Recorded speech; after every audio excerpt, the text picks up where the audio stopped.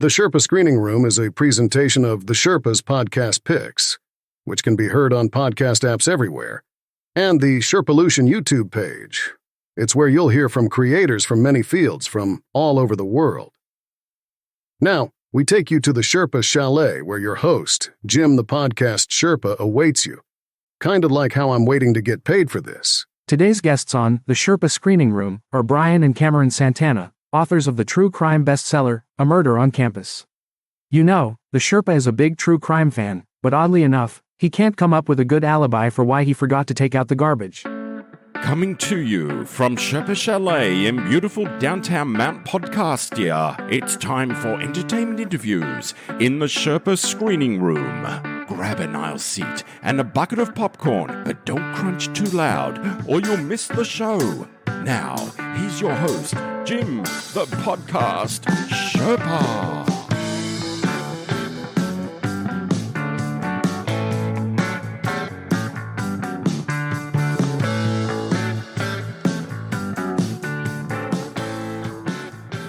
Hello there, rebels of the Sherpalution, and welcome to the Sherpa Screening Room. It is a presentation of the Sherpa's Podcast Picks, and we are coming to you from Sherpaloo Studios here in the Sherpa Chalet, high atop Mount Podcastia, where me, Jim the Podcast Sherpa, can overlook millions and millions of podcasts that are out there. In the Sherpa Screening Room, these are the episodes where I get to talk to the creators, and today's guests are brothers who are authors who have created a true crime novel, and that novel is called A Murder on Campus, and it is available to you. Just recently got released, and it sounds like a wild one, folks.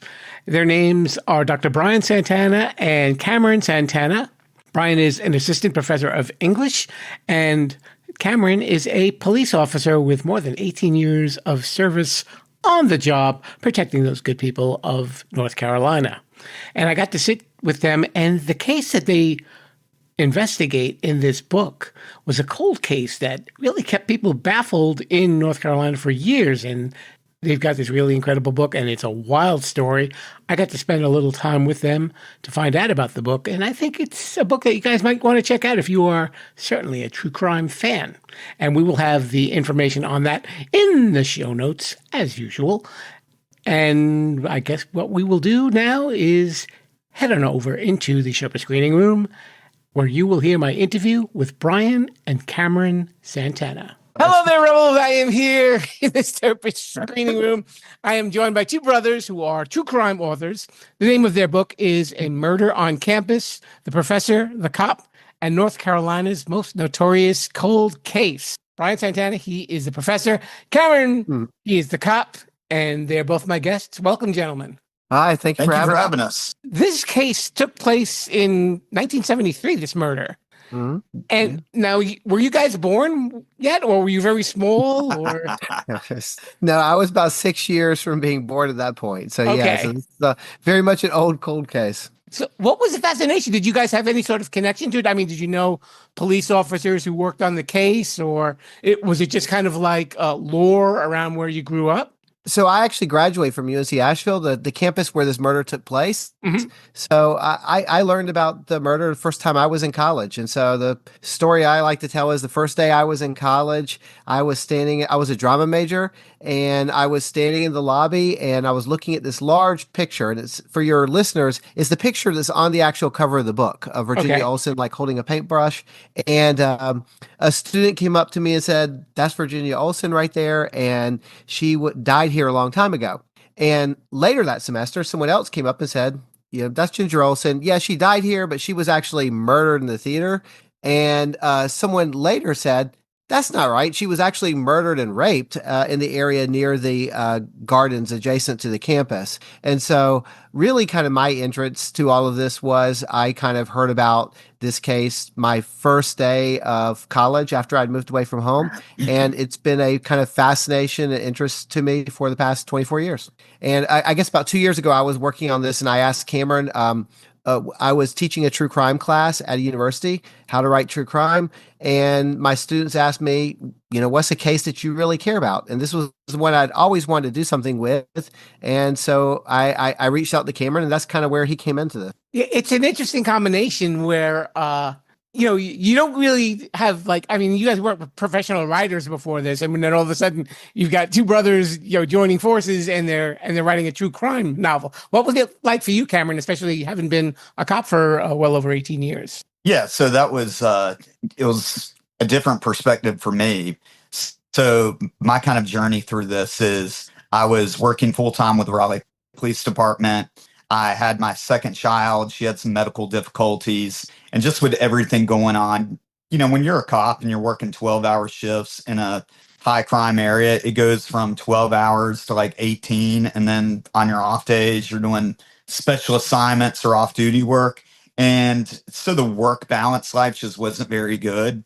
And after talking with my wife, I decided to step back and focus on the family. And then I found a department nearby that has like zero crime, and you just ride around and get free coffee type of thing. Okay. And the chief said, you know what, you can just work whenever you want. So it was a good position for me, but I was getting kind of bored. And Brian was doing this true crimes class, and he would call me about these cases, and we would discuss them. And before that time, I really stayed away from cop shows, and unless it really was intriguing, the true crime stuff, like I would, feel something that was actually true and done well, I'd watch it. But other than that, I really didn't get too involved. But when he was telling me about these cases, it really got my attention. And then one day he told me, you know what, I've got this case that I would like to work with you, and maybe we can turn it into an article. Maybe we can even get it in the Asheville paper. And if we really work it enough, maybe we can even turn it into a book. I didn't know that he had been, his intention all along was to make this a book. So I just casually was like, yeah, whatever. And, I just go about my day. And then 2 days later, Brian calls me and he's like, hey, we're under contract and here's our deadlines. And so then it was, yeah, it was like, okay, well, I guess we're authors now. Now, we should actually say a little bit about the case. So in April of 1973, this young lady, her name was Virginia Marie Olson. She was 19 and a drama major, as Brian had said. And her body was discovered by two high school kids. And it was like on a path near the college, right? Mm-hmm. Right. Yeah. Mm-hmm. Okay. And it just went cold. I mean, did they ever have any suspects right off the bat, or was there anything for the cops to go on at first? Yeah, one thing. So the larger the structure of the book is, so it's this is a case that's very famous in Western North Carolina, but it's one that not a lot of people knew about. Like I didn't, even though I went to school there, and some of the professors who still taught at the school when I was there were actually her classmates. And so a lot of people didn't really know what happened. And so when we dug into this, part of the goal of the book, at least, was to recreate and document the original investigation. So we kind of chart the original investigation from 1973 until about 1984. These are these different moments when different investigators are assigned to it and they make different pushes to solve it. And then for lots of reasons we talk about in the book, the case really just kind of falls apart and goes cold, really, by the time we get to the mid-1980s. And so what we did was we chart everything that is known, which most people don't know. When your readers read this book, they'll know more about this case than 99% of the population. In fact, and that includes 99% of the Asheville Police Department. And so they will have a strong sense of exactly what that original investigation was and kind of what happened.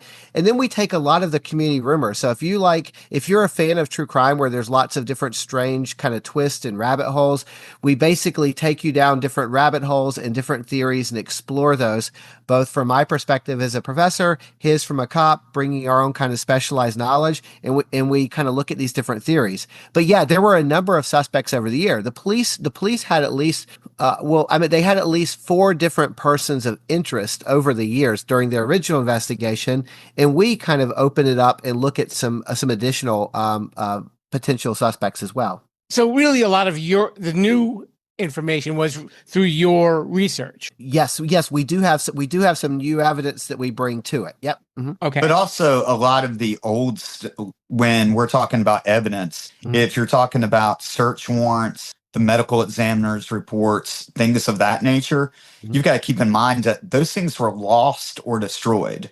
And so when people were looking into this case, they really weren't able to accurately report on it because, you should be able to just call the clerk of court's office and request a copy of a search warrant for a case in North Carolina. And, that should be a very easy process. It took us 4 months of nagging them week after week and writing, tons of emails to City of Asheville officials to get this search warrant. And we actually put it unredacted in the book, as well as the medical examiner's report, which I'm sure Brian can tell you about how that was destroyed. Yeah, so there's a lot of reasons why this case isn't as widely known too. This murder occurred the actual week the Watergate hearing started, so that kind of dominated national newspaper headlines. Ginger Olson, which is her friends called her Ginger. Ginger Olson had only lived in North Carolina for about a year and a half at that point, and so back home where she was from in Northern Virginia, some popular kids died in a car accident the same month that she is murdered, and so that's getting attention back home. A lot of her friend set is not really developed in North Carolina, so it's getting a lot of attention regionally in North Carolina, but nationally and outside of North Carolina, there's not a whole lot. But this is a case that touches on many other states, from Massachusetts to California to Santa Fe. And so we feel like the big opportunity to make progress and kind of traction in this case is to get this story out, because that's kind of what's been missing for a long time. So how did you guys manage to kind of meld your styles together? Because I'm sure you probably both had like a different approach to it. Well, what we did in the first half of the book kind of documents the general timeline of the actual murder and the event. And then the second half, we spent more of giving our opinions because, we're not going to agree on everything, which is what I think makes this case interesting. And honestly, what's really interesting about this case is the more that you dig and the more you go through rabbit holes and the more people you talk to, your opinion's going to change a little bit. Yeah. Brian got us in touch with an FBI profiler, and she had a completely different take than we did. And after talking with her, it's like, oh, well, you know what? That actually does make sense. So I think that one of the aspects of true crime that people naturally gravitate towards is that we have a suspect in mind, and then we try to spend a lot of time proving our case of why the suspect did it. And I think during that process, when you're getting narrow focus like that, sometimes you do miss other, viable people that could be responsible.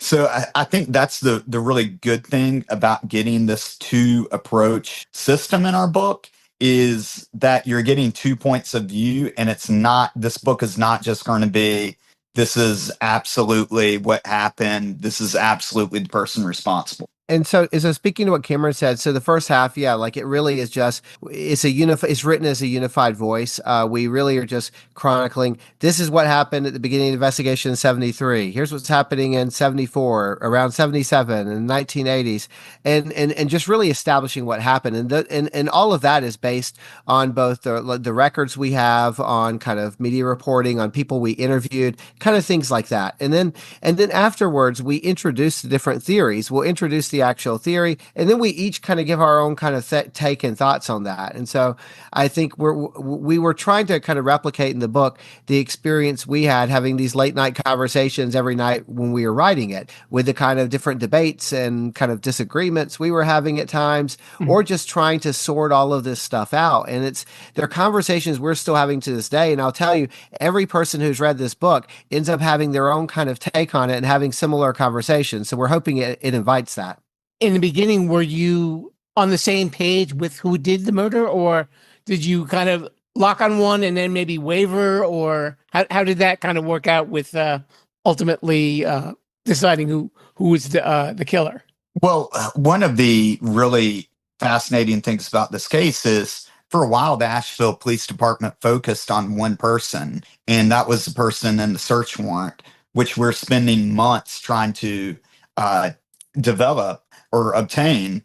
And so originally, I think that we were both on board with, wow, this person probably is responsible.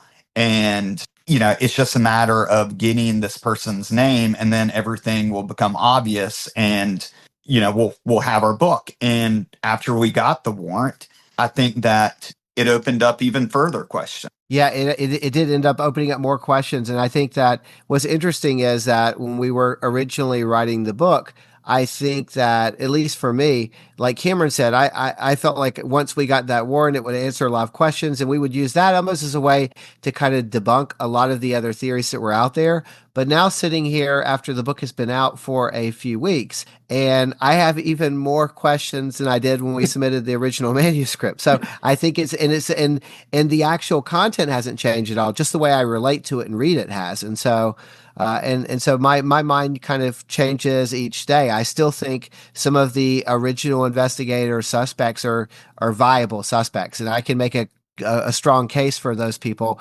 but I can also make just as strong a case for some other individuals that we list in the book as well.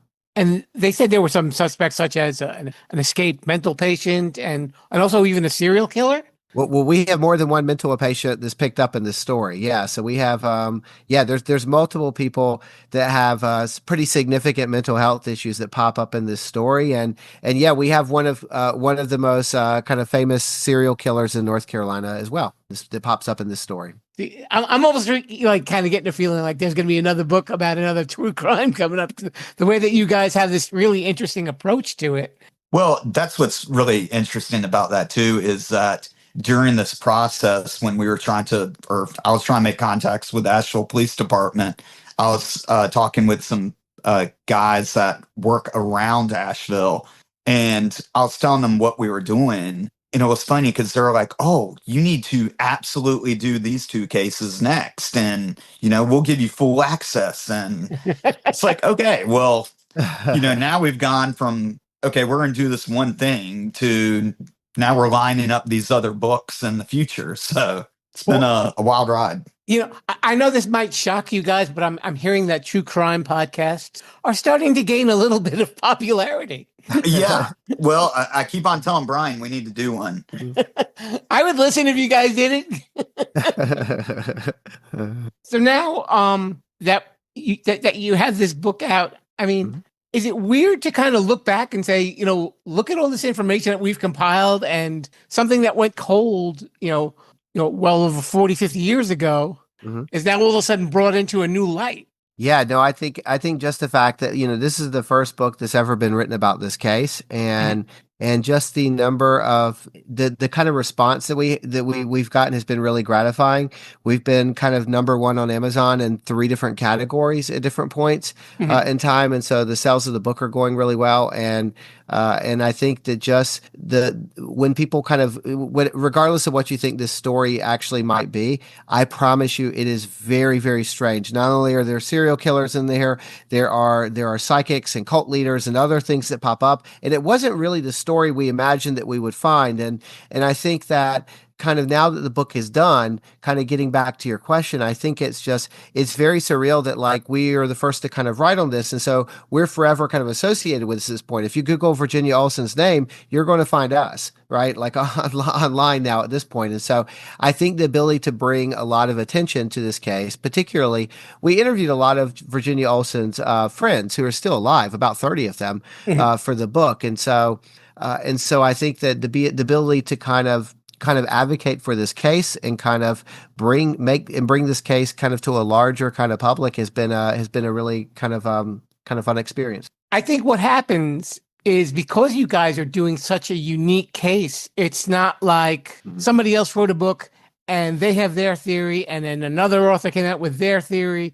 Yours are a fresh perspective on, like you said, a case that, us, apart from probably the people in North Carolina, a lot of people didn't know, and you're bringing everything to light. And you've got all these ingredients of this crazy true crime novel where, like you said, there's psychics and serial killers and escaped mental patients and so on and so forth. Yeah, and the other thing too is because it really just sounds unbelievable, Right.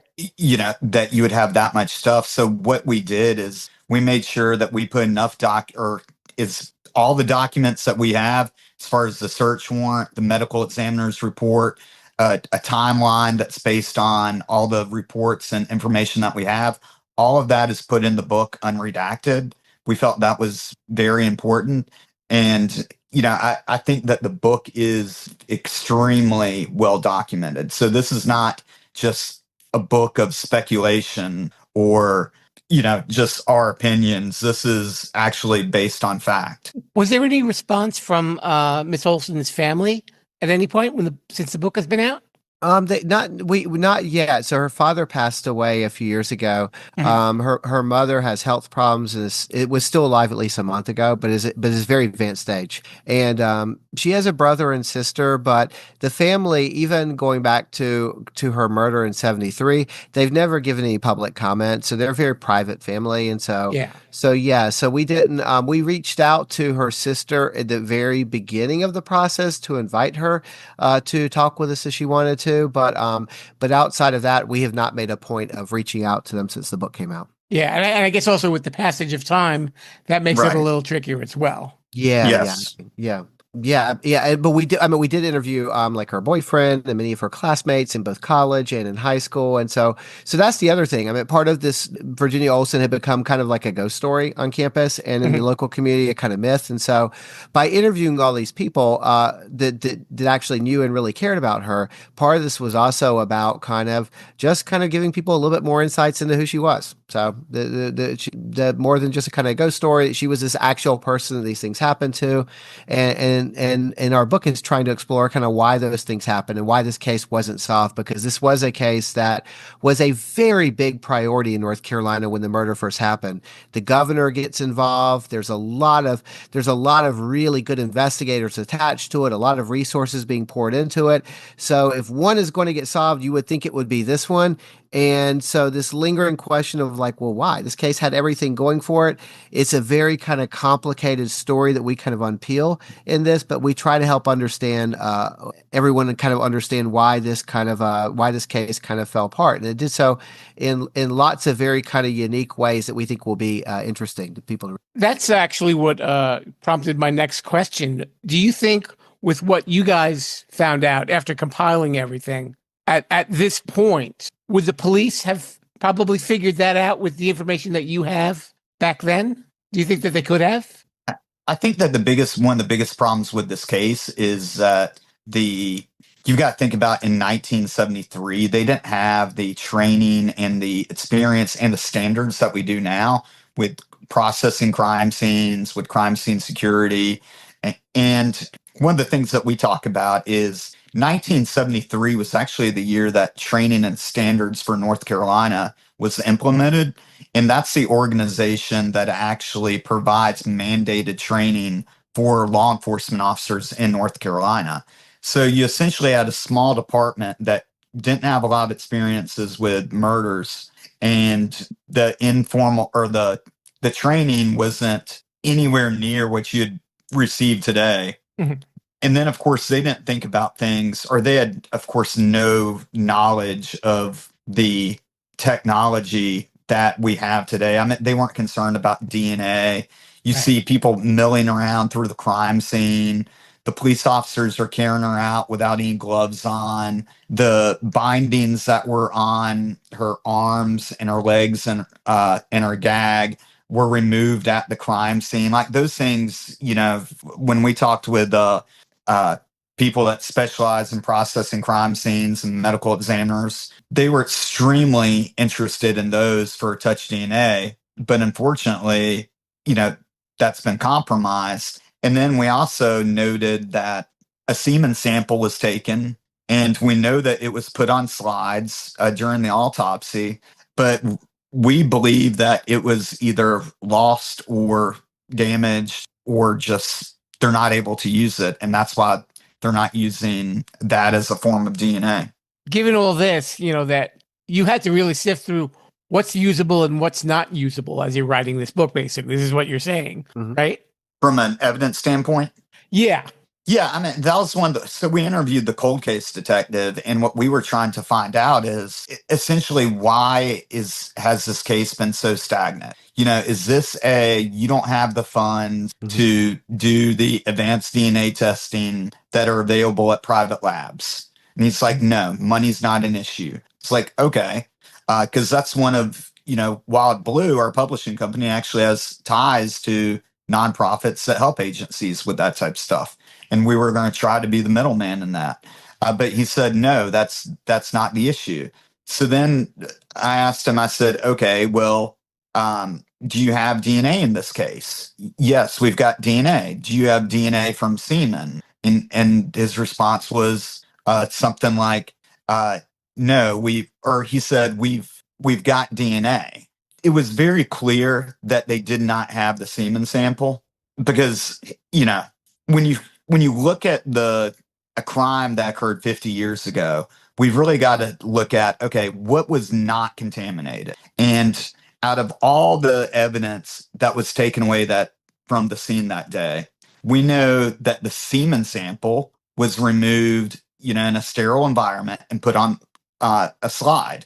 We also know that a pubic hair was found that did not belong to Virginia. So in my eyes, those are the two pieces of evidence that are extremely critical to be able to solve this case 50 years later. And we're pretty confident that they don't exist anymore.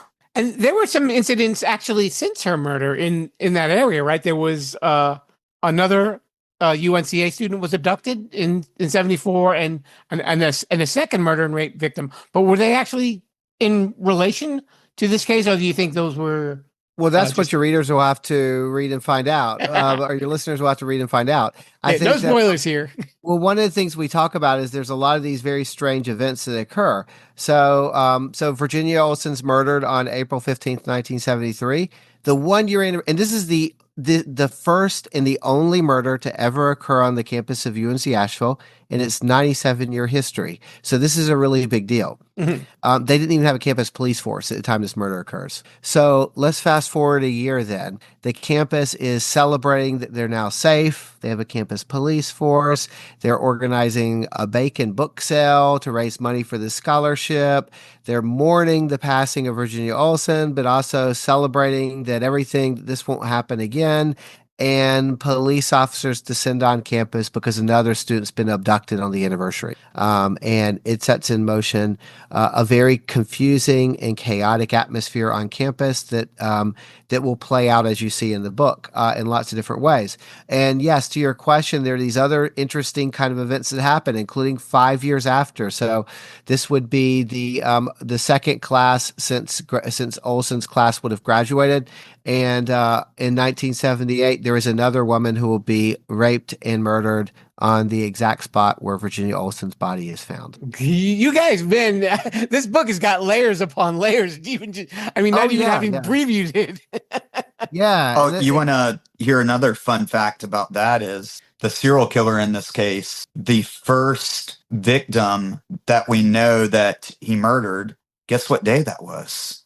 Same day. April 15th. 1979, but still the exact day that she was murdered. Yeah, and so these were a lot of things that is kind of writers and researchers we're kind of sifting through, but there are also things when you imagine the original investigators who are not accustomed to investigating a case as complex as this Olsen murder to begin with. Then all these other strange things start kind of happening, or they're really on the ground day to day, just trying to figure out kind of what's going on and whether these things are connected or not. So are there any more cold cases in North Carolina or anywhere else that you guys would love to get your hands on? There's several. Right? Yeah, there's probably a few. I know there's two that Cameron and I are interested in. We probably each have ones that are kind of pet projects that each one of us are maybe a little bit more interested. One of us is more interested than the other. Yeah. It's a shame that there are so many murders that it has to lead to this, that it becomes like an obsession for people to solve it. But it's better to be solved than leaving families wondering, what happened and would anybody be brought to justice? Yeah, and I think the other aspect of that is, look, I mean, with Virginia's case, and that occurred over 50 years ago. Mhm. The likelihood that even if we were able to find out who the person was that was responsible, that they are alive and that we would actually be able to take them to trial, I think is very slim. But I think that the other aspect of doing these cold cases is to just make sure her memory wasn't forgotten. Mhm. And that was something that I know that we can do. And I think that we've done a fairly good job at. Hardly anybody that I spoke with had heard of this case before. And I live in North Carolina. I live in Raleigh, which Right. is about 4 hours away. And I never even heard of the case either. And I went to Western Carolina, right down the road from UNC Asheville for college. So I do think that holds a lot of value of just us getting the word out about what happened and doing our best to hold the person responsible if we can. Yeah, and just hearing we've been promoting this book and going, even just hearing the intros to these podcasts when people are saying her name and talking about, we're having these kinds of conversations about the case. Like if you were to Google or try to find it, you would not find these happening even like a year ago. And now if you type her name, you'll see 50 different shows and different kinds of conversations that are kind of going on about it. And so just there's a lot of people now that have her on their radar and are aware of the name, where it's familiar in a way they were not before this book. And so we're really happy with that. Yeah, I guess as long as it brings justice to her memory, like you said, that's the number one thing. So where else can people find this book? Just anywhere that books are sold, like that A place at Amazon, is it called? Is that yeah. Yeah. I'm pretty sure they have everything. Okay. But also so Amazon, Barnes & Noble, Books A Million, your local bookstore can order it if they don't carry it because it's on Ingram. And then in early February, it's going to be out on Audible. Okay. Is there like any social media that you guys have if people are interested in true crimes where you've got like commentary on it or anything like that? Let me just make sure I'm reading this right. Okay. On Instagram, it's Santana Brothers True Crime. Okay. And on X, Brian Santana has a verified account. And then we also have Santana Brothers True Crime that we'll be posting information on as well. Okay. There we go. So if you're into true crime, we've got a great source here. Brian and Cameron. The name of the book, again, is A Murder on Campus, The Professor, the Cop, and North Carolina's Most Notorious Cold Case. Thanks so much for coming on the show. Thank you so much. Thank you for having us. We enjoyed it. Want to join the rebels of the Sherpolution? Follow us at Sherpolution on Facebook, Instagram, TikTok, and Blue Sky. Thank you so much to Brian and Cameron Santana for swinging by the Sherpa Screening Room, and keep an eye out for their book. It is there where you find your books, wherever you may purchase them, and I'm sure it's something that you're really going to enjoy. And if you're enjoying the show, you know what to do. Follow me on Sherpolution. That's TikTok, Instagram, Facebook, and Blue Sky. Not on Twitter anymore. No, I ran away from that thing. I think it's a lot safer that way.